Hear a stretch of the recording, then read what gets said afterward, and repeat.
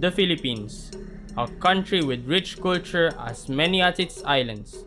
Cultures that are intertwined with art, science, architecture, and faith, passed down to generations through practice. Follow me as we observe the science of our heritage amid modernity.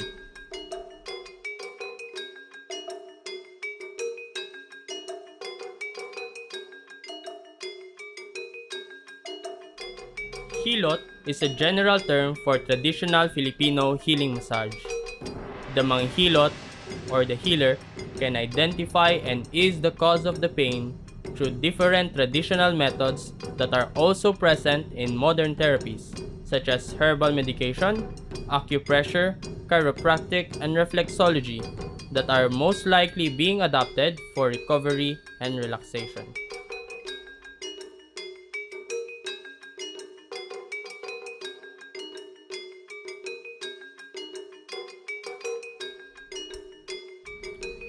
Healing through faith is a type of supernatural healing that is done by the local albularyo or faith healers and is the primary source of healthcare for the locals.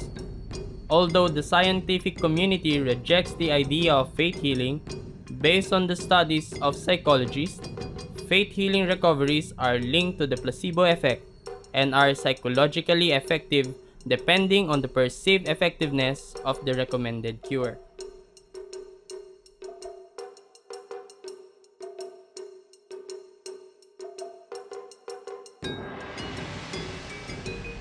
Famous for its bashful nature, Makahiya or Touch Me Not is a common source of entertainment for Filipino youth. This bashful shrub is a traditional wound dressing and is now proven to promote rapid healing of wounds. Also, based on research, Makahiya contains antimicrobial properties that are beneficial in preventing microbial growth in a wound that causes infections.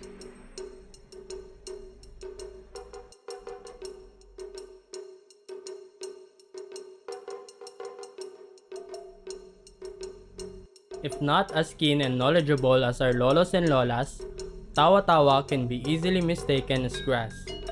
This hairy miracle shrub is an effective treatment for dengue. A freshly brewed tawa-tawa tea promotes cell production and prevents platelet reduction. Several studies are now encouraging the use of tawa-tawa in treating patients with dengue hemorrhagic fever or DHF.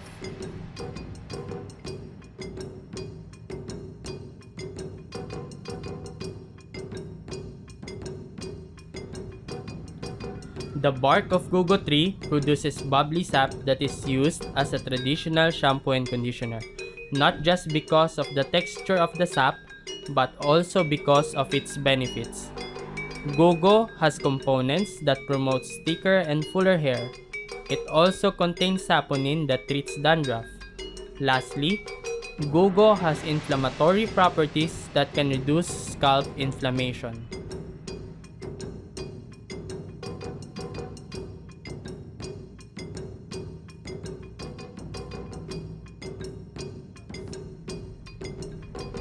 One of the 8 wonders of the world, the rice terraces of the Philippines is still sharing its wonders in modern urban farming. The terraces pattern of farming is now being incorporated in urban farming architecture because due to its design, the terraces reduce the use of water, space, and energy while increasing the yield of rice and creating jobs for the locals.